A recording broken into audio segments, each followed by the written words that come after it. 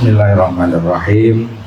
Assalamualaikum warahmatullahi wabarakatuh. Alhamdulillah, alhamdulillahi rabbil alamin. Nahmaduhu wa nasta'inuhu wa nastaghfiruh wa na'udzu billahi min shururi anfusina wa min sayyiati a'malina. May yahdihillahu fala mudilla lahu wa may yudlilhu fala hadiya lahu. Asyhadu an la ilaha illallah wa asyhadu anna Muhammadan abduhu wa rasuluh la nabiyya ba'dah. Yang pertama-tama dan paling utama, marilah kita memanjatkan rasa syukur kita kehadirat Allah atas segala nikmat yang kita dapatkan hari ini. Nikmat iman, nikmat Islam, nikmat sehat. Rasa syukur tidak hanya diucapkan dengan lisan, tetapi diimplementasikan di dalam perilaku kita, termasuk di dalam ibadah kita. Sholawat serta salam semoga senantiasa tercurah kepada junjungan kita Nabi Agung Muhammad Sallallahu Alaihi Wasallam, yang insya Allah senantiasa kita nantikan syafaatnya nanti di yaumul qiyamah. Amin. Amin. Pagi ini yang hadir tadi sepintas kok enggak seperti biasanya. Dan mungkin butuh suasana yang berbeda. Barangkali nanti dari sekretariat bisa mengatur suasananya biar model kajian atau barangkali tempat dan lain sebagainya bisa dibuat lebih nyaman. Kalau yang seperti ini yang nyaman cuma saya, karena duduknya empuk. Saya tidak tahu gimana tapi paling tidak supaya kajian itu juga tidak hanya sekedar mengikuti kegiatan, tapi juga paling tidak teman-teman yang hadir, seluruh staf yang ada di Yayasan Badan Wakaf Sultan Agung ini juga bisa merasakan kenyamanan. Baik, pada pagi hari ini tidak seperti sebelum-sebelumnya, saya tidak membahas tentang kinerja pegawai dan lain sebagainya, tapi lebih kepada satu materi yang terkait dengan mukjizat Al-Quran, keselarasan dengan sains modern. Kebetulan saya mengajar mata kuliah Islam dalam disiplin ilmu, jadi sedikit banyak materi yang ada di materi tersebut kita akan coba kaji pada pagi hari ini. Harapan saya adalah ketika kita mengkaji tentang keselarasan ayat Al-Quran dengan ilmu sains dan teknologi, itu akan menguatkan kita, menambah keyakinan kita bahwa kebenaran Al-Quran itu absolut, kebenaran Al-Quran itu tidak bisa diganggu-gugat. Saudara-saudara sekalian, Al-Quran itu diturunkan 14 abad lebih yang lalu. Dan untuk kita ketahui bahwa Al-Quran itu sebenarnya tidak hanya untuk orang Islam. Tahu dari mana? Di dalam Al-Quran itu ada ayat yang biasanya di awal surah, yang bunyinya diawali dengan ya ayyuhalladzina amanu. Itu menunjukkan indikator yang diajak komunikasi adalah orang-orang yang beriman. Ada lagi ya ayyuhan nas, menunjukkan panggilan untuk seluruh umat manusia. Artinya apa? Al-Quran ini memang sebenarnya tidak hanya untuk kita orang muslim atau orang-orang yang beriman, tetapi untuk seluruh manusia. Sehingga mestinya kalau kita meyakini itu, tentunya Al-Quran ini bisa menjadi satu sumber referensi yang sangat luar biasa, yang itu nanti akan bermanfaat untuk kemaslahatan umat, tidak hanya orang Islam saja. Jadi kalau masyarakat non muslim pun mempelajari dan mengkaji Al-Quran, akan ada banyak ilmu yang akan didapatkan. Al-Quran itu tidak hanya berisi perintah ibadah, nggak cuma perintah tentang sholat, zakat, puasa, haji, tidak, tapi ada banyak hal yang nanti kita bisa kaji. Nah, jadi kalau kita mengkaji mendalam itu 3 SKS paling tidak, ya cukup lama. Baik, kita akan coba dengan salah satu surah dalam Al-Quran, surat Al-Fusilat ayat yang ke-53. Allah berfirman, Bismillahirrahmanirrahim, sanurihim ayatina fil afaqi wa fi anfusihim hatta yatabayyana lahum annahul haqqu awalam yakfi bi rabbika annahu ala kulli syai'in syahid. Yang artinya kurang lebih, kami akan memperlihatkan kepada mereka tanda-tanda kebesaran kami di segenap penjuru dan pada diri mereka sendiri, sehingga jelaslah bahwa Al-Quran itu benar. Tidak cukuplah bagi kamu bahwa sesungguhnya Tuhanmu menjadi saksi atas segala sesuatu. Jadi di sini menunjukkan bahwa Al-Quran itu isinya adalah sebuah kebenaran. Ya, jadi tidak ada kesangsian atau keraguan-raguan terhadap apa yang ada di dalam Al-Quran. Kemudian ada di dalam surat An-Nahl ayat 89, Allah berfirman, wa nazzalna 'alaikal kitaba tibyanan likulli syai'in wa hudan wa rahmah wa busyra lil muslimin. Yang artinya kurang lebih, kami turunkan kitab Al-Quran kepadamu untuk menjelaskan segala sesuatu sebagai petunjuk, rahmat dan kabar gembira bagi orang-orang muslim. Ayat ini spesifik bahwa Al-Quran itu nanti menjadi sumber pengetahuan, menjadi sumber petunjuk. Jadi segala sesuatu permasalahan itu akan bisa selesai kalau kita mau mengkaji Al-Quran. Itu kelebihan dari Al-Quran. Ya. Jadi kalau kita mau mengkaji Al-Quran, tidak hanya sekedar membaca. Jadi ada beberapa urutan ya ketika kita mau mempelajari Al-Quran. Yang mungkin baru belajar, mungkin baru bisa membunyikan ya, tanpa ada pengetahuan tentang tajwid, makhraj dan lain sebagainya. Nah, ini harus naik lagi dari hanya membunyikan, harus sampai kepada bisa melafalkan sesuai dengan makhrajnya, paham tentang tajwidnya, nanti sampai ke horitnya. Jadi membaca itu dengan tartil. Naik nanti lagi ya, paham maksudnya. Nah, tidak hanya tahu artinya, tetapi juga paham makna yang terkandung di dalam Al-Quran. Setelah itu naik lagi, setelah paham diimplementasikan ya. Itu yang memang diharapkan, bahwa tidak hanya sekedar membaca Al-Quran tetapi juga sampai mengimplementasikan. Kita coba kaji satu persatu ya. Di dalam surat yang pertama kali diturunkan, ayat yang pertama kali diturunkan, surat Al-Alaq ayat 1-5, di situ perintahnya baca. Baca tidak hanya sekedar baca buku ya, tetapi sebenarnya adalah mengkaji, termasuk di dalamnya tadabbur alam juga. Iqra itu perintahnya. Jadi apapun yang terkait dengan kajian itu sebenarnya adalah bagian dari Iqra. Memperhatikan alam itu juga bagian dari Iqra. Itu perintah pertama, bukan perintah untuk sholat. Ini menunjukkan bahwa Islam itu memberikan perhatian luar biasa terhadap ilmu pengetahuan. Karena perintah pertama itu bukan sholat, bukan puasa, tapi Iqra.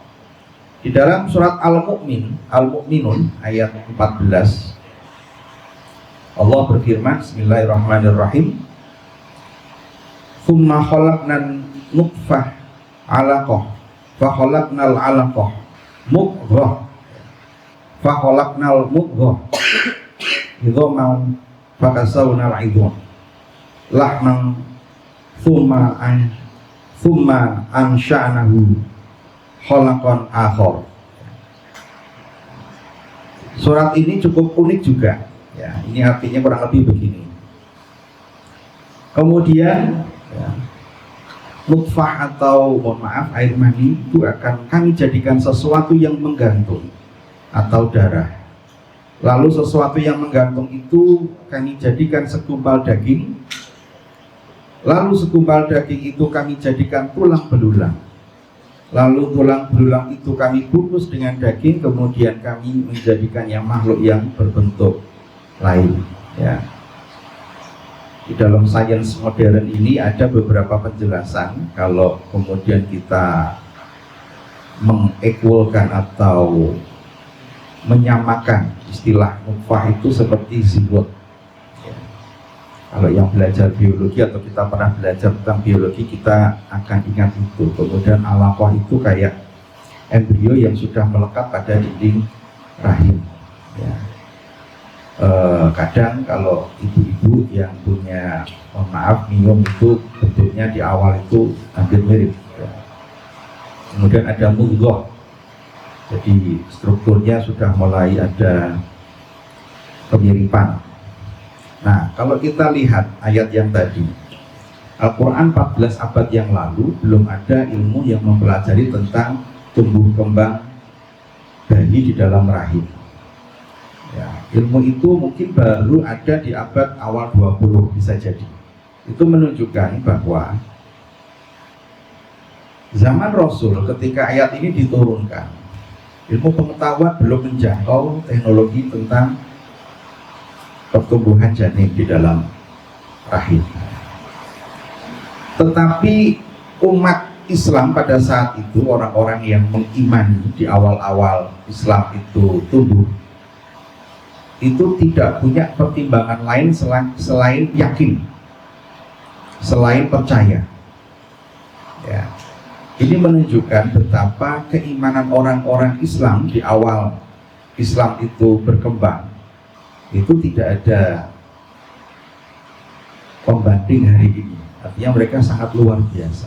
Mereka meyakini sesuatu yang tidak logis pada zamannya, tidak masuk akal. Belum ada teknologi USG, belum ada teknologi X-ray. Kita nggak bisa melihat dengan 3 dimensi, hari ini sudah 4 dimensi. Bisa melihat embrio, bahkan janin yang sudah ada di dalam rahim itu pergerakannya seperti apa. Tahun 2008 ya, itu sudah ada teknologi 3D untuk melihat kondisi janin. Saya alhamdulillah mendapatkan kesempatan untuk anak pertama saya itu bisa dilihat dengan teknologi itu. Pada saat itu kelihatan bayi di dalam rahim ya, atau janin di dalam rahim itu memot jempol itu kelihatan. Itu luar biasanya ya. Itu teknologi hari ini. Nah, di zaman Rasul belum ada teknologi itu, tetapi ayat Al-Quran sudah menyampaikan prosesnya itu, dan kita disuruh mengimani. Kalau hari ini Al-Quran itu baru diturunkan ya, kita mungkin bisa langsung, oh iya, teknologinya memang seperti itu. Tapi coba membayangkan kita hidup di 14 abad yang lalu. Nah, itu hal yang barangkali kadang tidak masuk di logika kita. Surat Az-Zariyat ayat 47, Allah berfirman, was-samaa'a banainaha bi'aidi wa inna lamusi'un. Langit kami bangun dengan tangan kekuatan kami dan sesungguhnya kami benar-benar meluaskannya. Allah memberikan satu ilustrasi bahwa alam semesta ini berkembang. Artinya ketika proses penciptaan itu kemudian Allah dengan apa yang kemudian dimiliki oleh Allah itu meluaskannya. Dan itu terbukti hari ini. Teknologi dan ilmu sains mengatakan memang alam ini berkembang. Ada banyak teorinya ya. Kalau kita menggunakan teknologi-teknologi yang bisa melihat benda-benda yang ada di langit dengan menggunakan teleskop yang canggih, kita akan melihat itu. Bahkan mungkin panjenengan semua pernah mendengar atau mengkaji satu ayat, saya agak lupa ya, tentang perbandingan masa 1 hari di bumi dengan 1000 bulan. Ya. Menunjukkan bahwa ada rasio ketika sebuah perjalanan 1 hari di bumi itu sebenarnya adalah sama dengan satu masa 1000 bulan di atas. Ya. Wallahu a'lam. Atas yang dimaksud ini apakah alam yang berbeda? Tetapi ini menunjukkan satu analogi yang sama ketika kita diingatkan bahwa orang hidup di bumi itu seperti orang mampir minum. Kita kalau mampir minum lama atau sebentar? Minum kan cuma sebentar. Yang lama ya selain aktivitas minum. Artinya 1 hari di sini itu sebenarnya nanti rasionya adalah lama nanti di atas di satu urusan. Kita tidak tahu yang dimaksud dengan urusan ini. Ini kadang orang kemudian, karena saya bukan ahli tafsir, saya tidak berani menafsirkan, lebih kepada beberapa ulama itu mengatakan bahwa ini menunjukkan bahwa memang kehidupan nanti di akhirat itu lebih lama, abadi. Orang mengatakan seperti itu. Termasuk ketika kita tahu bahwa pernah ada satu berita ditemukan satu bintang baru di galaksi XYZ, saya tidak hafal ya. Orang melihat benda langit itu menggunakan teknologi teleskop canggih yang dikatakan bahwa benda itu adalah benda yang ada pada sekian juta tahun yang lalu, tapi baru bisa kita lihat hari ini. Itu hal yang kadang-kadang agak susah untuk dimengerti. Nah, ini sebenarnya hampir mirip dengan perbandingan rasio tadi. Kita tahu bahwa kecepatan cahaya itu kecepatannya berapa? Kalau tidak salah 3 kali 10 pangkat 8 meter per detik. Wah, cepat banget ya. Kalau kita mendengarkan bledek petir, yang kita lihat dulu itu cahayanya atau kita dengar suaranya? Cahaya, artinya memang cahaya adalah kecepatan yang paling cepat saat ini ya. Nah, apa hubungannya? Semua benda itu bisa kita lihat karena ada cahaya. Semua benda. Mata manusia itu oleh Allah diberikan karunia bisa melihat pada ring frekuensi tertentu yang itu terbantu karena ada cahaya. Dan cahaya yang bisa dilihat oleh manusia adalah cahaya tampak Mejiku Hibinium, itu frekuensinya tertentu. Nah, tadi kalau kita bisa melihat benda langit yang jaraknya jutaan tahun cahaya, kita memang baru bisa melihat hari ini. Bisa jadi ilmunya itu betul ya, karena tadi ada banyak hal ya. Benda langit tadi bisa kelihatan karena cahaya ya, bisa jadi dengan kecepatan tertentu baru nyampe di bumi saat ini. Kita tidak tahu itu ya, wallahu a'lam. Tetapi itu karunia Allah. Kalau saja manusia itu diberi karunia Allah mampu melihat dengan cahaya tampak yang berbeda, misalkan menggunakan frekuensi X-ray. X-ray itu frekuensinya berbeda. Maka saya akan bisa melihat benda atau objek yang ada di belakang tembok. Itu kayak Superman. Kayak Superman. Kita bisa melihat, teknologinya kan sudah ada. Koper itu kita masukkan ke alat yang di bandara, bisa kelihatan tanpa harus membuka. Itu teknologi. Itu karunia Allah. Allah membatasi ring frekuensi untuk kita bisa mampu melihat, bahkan juga mendengar. Kalau kita tidak dibatasi untuk bisa mendengar dengan frekuensi kita, frekuensi manusia, nah mungkin kayak Spiderman pada saat awal-awal jadi ya. Ada dengar orang minta tolong di mana-mana karena jangkauan pendengarannya luar biasa. Itu pusing. Itu juga bagian dari karunia Allah. Ya, saya lanjutkan. Kemudian ada ayat yang lain ya, tentang pasak bumi. Gunung itu ternyata oleh Allah diciptakan itu punya manfaat untuk menjadi pasak bumi. Ya. Kalau pasak bumi ini Pak Rudi mikirnya macam-macam. Lagi bisa enggak? Wal jibala autada, dan gunung itu adalah sebagai pasak. Pasak itu kan dipasang, fungsinya adalah untuk menguatkan struktur tanah.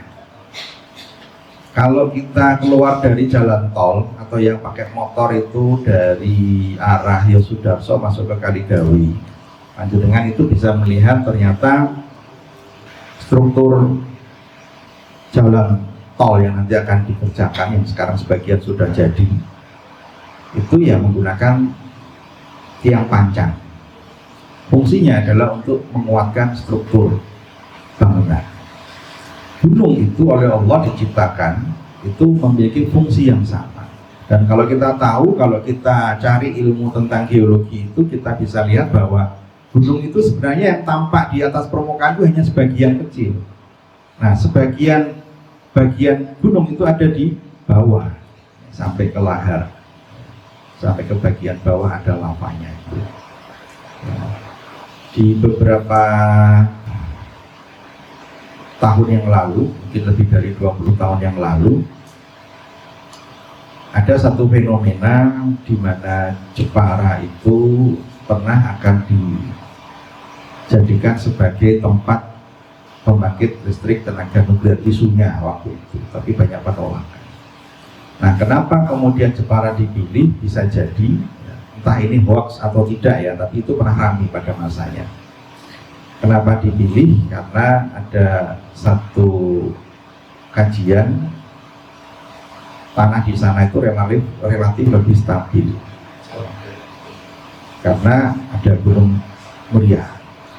Terus pertanyaannya, lah kenapa kemudian di Jepang itu yang banyak gunung berapi malah sering terjadi gempa? Nah, inilah hal yang perlu kita kaji. Allah itu menciptakan makhluk hidup ya, tujuannya untuk menjadi pembelajaran untuk kita. Semua masalah itu akan menyebabkan kita menjadi lebih pandai. Itu hal yang luar biasa juga. Nah, bisa jadi karena Jepang itu oleh Allah ya, diciptakan banyak gunung, itu sebenarnya hanya untuk membantu menstabilkan tanah yang ada di sana. Gempa itu kan ada banyak penyebabnya. Ada karena memang gunung berapi, ada karena pergeseran lempeng tanah yang ada di bawah. Kemarin ada terjadi longsor, itu juga musibah yang ya bagian dari ujian untuk manusia. Nah, gunung itu sebenarnya memang punya fungsi, jadi dia kayak punya akar sampai ke bawah, itu menjaga supaya kondisi tanah itu menjadi stabil, tidak mudah untuk bergeser. Itu fungsi dari gunung. Nah, ilmu pengetahuan modern juga sudah membuktikan bahwa bumi dan gunung itu ya, saling dikuatkan. Jadi ada istilah mountain root. Jadi akar dari gunung itu bisa menstabilkan lempeng bumi. Kemudian ada fenomena yang mungkin sering kita lihat di YouTube ya, bagaimana ada sebuah bagian di laut yang airnya itu seolah-olah tidak nyampur, padahal itu ya ketemu airnya. Itu menunjukkan adanya material dengan konsentrat yang berbeda. Nah, itu di Al-Quran juga ada. Ya, surat Ar-Rahman ayat yang ke-20 ya, 19-20. Bismillahirrahmanirrahim. Bainahuma barzahul la yambani. Bainahuma barzahul la yabghiya. Dia membiarkan di antara keduanya ada pembatas yang tidak dilampaui oleh masing-masing. Kalau sebelumnya ada ayat marojal bahraini yaltaqiyan, dan dia membiarkan dua laut ya, untuk saling bertemu. Jadi ilmu pengetahuan modern menunjukkan bahwa ada namanya fenomena yang kita sebut sebagai halocline. Jadi massa airnya berbeda dan tidak bisa bercampur karena salinitasnya berbeda. Panjenengan kalau nyampur, ini memang agak berbeda kasusnya ya. Kalau panjenengan nyampur air dengan minyak, ya jelas tidak bisa nyampur. Bahkan kemarin viral Pertamax hari ini itu kan dicampur karena memang tujuannya baik sebenarnya. Ya, ada material yang kemudian saat itu tidak bisa mix, orang mengambil sampel kemudian kelihatan ternyata nggak nyampur. Nah, itu saya juga tidak paham terkait dengan teknologinya atau ilmunya. Nah, kemudian tentang air. Nah, air ini juga hal yang cukup unik. Ya, ada satu penelitian dari Masaru Emoto. Ya, Masaru Emoto ini ilmuwan Jepang yang pada saat itu melakukan penelitian tentang bagaimana air itu bisa memberikan reaksi atau respon terhadap perlakuan yang diberikan oleh manusia berupa suara. Jadi ceritanya, kalau yang pernah baca bukunya, Masaru Emoto ini memainkan lagu-lagu yang bagus-bagus, yang halus, kemudian membacakan doa, mengucapkan kalimat-kalimat yang baik, dan membandingkannya dengan lagu Metallica, lagu rock, atau dengan ungkapan-ungkapan yang tidak baik, termasuk ungkapan-ungkapan makian. Ternyata air itu memberikan reaksi berupa bentuk kristal yang beda-beda. Dan ketika ada hal baik, dia akan memberikan satu bentuk kristal yang baik. Tetapi ketika dimaki-maki itu, dia membentuk kristal yang tidak baik. Ya. Di luar itu, kita tahu bahwa ternyata air ini adalah sumber kehidupan. Kita tahu juga bahwa tubuh manusia itu 60-70% itu terdiri dari air. Dalam hal ini adalah darah. Ya. Kalau kita kembali kepada penelitiannya Masaru Emoto, memang penelitian ini kalau yang tadi dibacakan doa itu doanya orang Jepang, ya, doanya apa agama orang Jepang, Shinto, ya. Bukan bacaan Al-Quran. Ini yang pernah saya baca itu penelitian Masaru Emoto ini ada kemudian orang membacakan Al-Quran, padahal Masaru Emoto itu bukan Muslim. Ini kadang-kadang orang yang mencoba untuk menambahkan sesuatu yang akhirnya malah membuat jelek Islam. Ini benar-benar pure. Penelitiannya Masaru Emoto bukan penelitiannya orang Islam, jadi tidak terkait dengan bacaan-bacaan Al-Quran.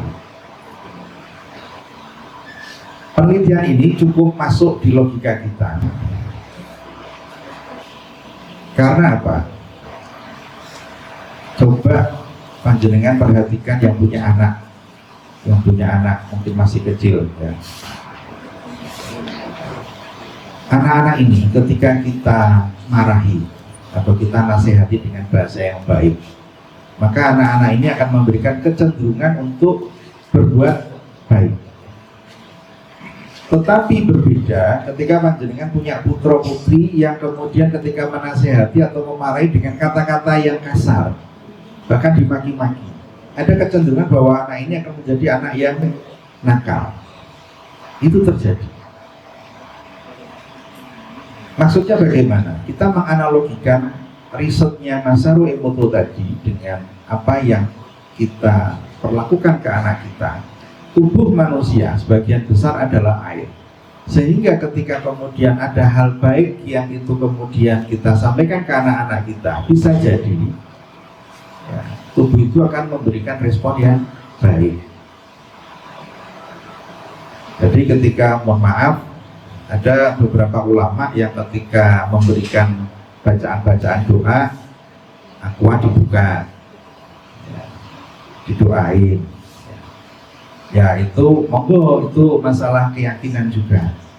Tetapi yang harus kita samakan persepsi kita bahwa bukan berarti air ini yang kemudian menyembuhkan. Ini hanya wasilah, semuanya adalah karena izin Allah. Itu yang harus kita yakini. Sehingga nanti ketika panjenengan mencari wasilah, harusnya adalah mencari orang yang alim.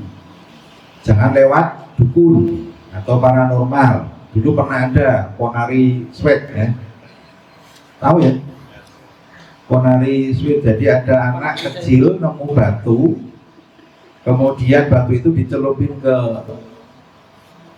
air itu diminum, ternyata banyak orang sembuh. Akhirnya orang antri itu, si Ponari masih kecil digendong, ya, nyelup-nyelupin, wah itu duitnya banyak itu. Kalau sekarang Ponari sudah punya anak. Nah itu sempat kemudian rame. Artinya kita harus hati-hati dan menggunakan logika kita bahwa apa yang kita ikhtiarkan mestinya adalah sesuatu yang baik yang dibawa oleh orang baik. Orang yang baik ini identik dengan alim ulama atau orang yang memang paham tentang agama, yang dia menjalankan syariat Islam. Ya, hati-hati dengan orang-orang yang mengaku alim tetapi dia tidak menjalankan syariat Islam, gak pernah sholat, ya, gak pernah menjalankan syariat Islam, tapi dia membuka pengobatan ala-ala Islam. Nah itu yang harus kita hati-hati. Ya. Jadi di Al-Quran itu memang ada banyak ayat yang menyampaikan tentang bagaimana kehidupan ini bersumber atau dimulai dari air. Termasuk surat Al-Mu'minun, surat Al-Alaq tadi yang bercerita tentang penciptaan manusia. Manusia ini kan diciptakan diawali dengan sperma tadi, itu air. Bumi itu pernah dimatikan oleh Allah dulu. Dan yang membuat bumi itu hidup diawali dengan air. Dan ilmu pengetahuan sering kali mengkaji, membahas bahwa semua kehidupan ini memang dimulai dari air. Itu ketidak kita bisa melihat bahwa Al-Quran yang diturunkan 14 abad yang lalu kok bisa kemudian sejalan, selaras dengan teknologi hari ini, yang kita kemudian membuat satu kesimpulan bahwa nggak mungkin ya, apa yang dituliskan di dalam Al-Quran itu dikarang oleh manusia. Itu membuktikan bahwa itu memang adalah firman. Termasuk proses siklus air ya. Hujan ya, itu prosesnya atau siklusnya itu juga dibahas di dalam Al-Quran ya. Ada surat Ar-Rum, kemudian lanjut surat An-Nur ya, dan surat Al-Mu'minun ya. Kalau di surat Ar-Rum itu terkait dengan angin yang membawa uap air. Kalau di dalam surat An-Nur ayat 43 itu proses awan ya, yang dia berduyun-duyun, yang tadinya sedikit kemudian bergabung menjadi awan cumulonimbus,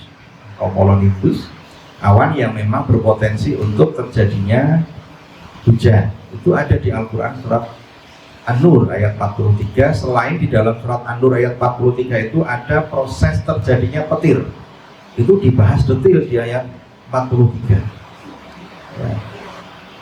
Petir itu prosesnya, petir itu apa sih? Ya, petir itu beda potensial yang sangat tinggi.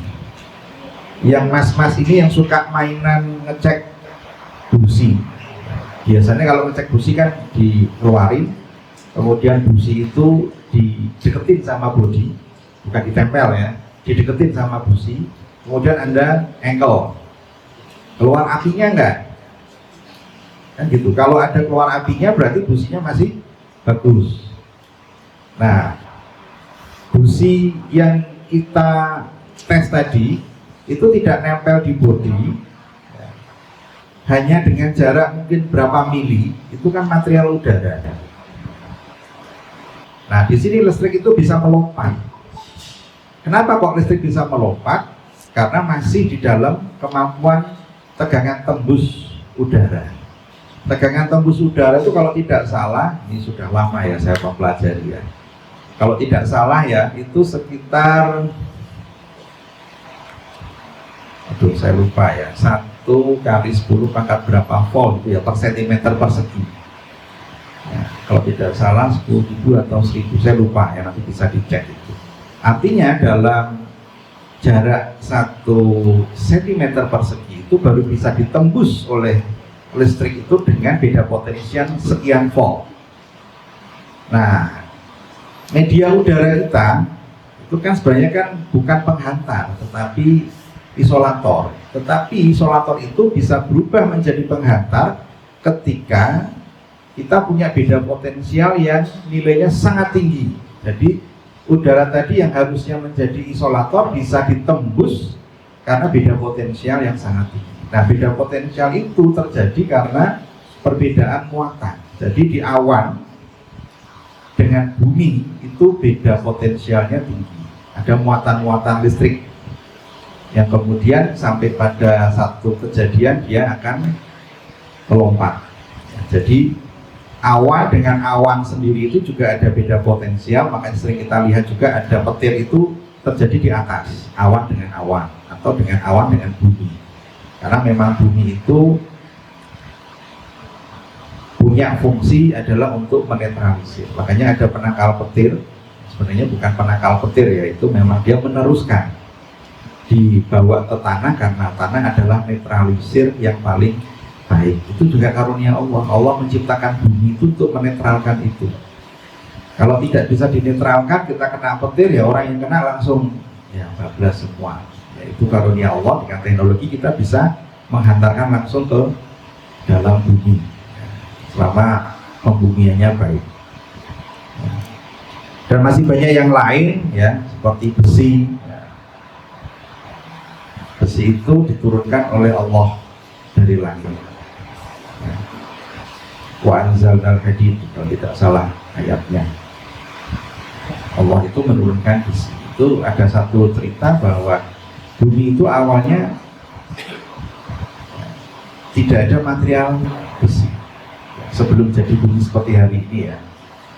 Jadi semua planet yang ada di galaksi Bima Sakti ini kan sebenarnya adalah proses terbentuknya dari ada kejadian yang namanya dentuman besar atau Big Bang. Nah, sampai hari ini kalau Anda perhatikan ada banyak berita yang menyampaikan terjadi tabrakan di antariksa.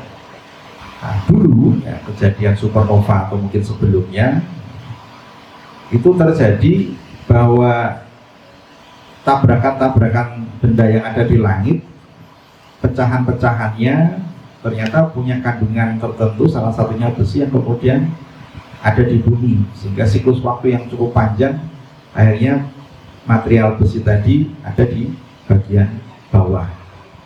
Nah, itu menunjukkan bahwa sebenarnya besi itu sebenarnya bukan material asli penduduk bumi, tapi diturunkan dari langit. Nah, itu juga ada kesesuaian dengan surat Al-Hadid ya. Dan masih banyak hal yang lain yang barangkali kalau panjenengan semua mau mengkaji tentang kemukjizatan Al-Quran dikaitkan dengan ilmu sains, maka Anda akan bisa menjumpai ternyata akan banyak hal yang secara logika pada zaman Al-Quran ini diturunkan itu akan sulit untuk diterima akal. Tetapi para sahabat meyakini itu tanpa ada keraguan. Itu berarti keimanan para sahabat zaman Rasul itu kan ya memang luar biasa. Disuguhkan dengan sesuatu yang nggak masuk akal, tetapi itu bersumber dari Al-Quran, yakin iman. Dan itu yang harus kita lakukan hari ini. Ketika panjenengan menjumpai ada ayat Al-Quran yang dirasa tidak logis, hati-hati. Bukan berarti Al-Qurannya yang salah, tapi logika kita yang belum bisa menjangkau. Ya, kembali lagi, hikmahnya apa? Hikmahnya adalah menjadikan kita semakin yakin, semakin iman bahwa kebenaran Al-Quran itu adalah mutlak dan tidak bisa diganggu juga. Mungkin itu yang bisa saya sampaikan pada pagi hari ini. Mohon maaf bila ada kesalahan dalam melafalkan ataupun menyampaikan materi. Semua kekurangan ini adalah dari saya sendiri. Kurang lebihnya sekali lagi mohon maaf. Wabillahi taufiq wal hidayah. Assalamualaikum warahmatullahi wabarakatuh. Waalaikumsalam warahmatullahi wabarakatuh.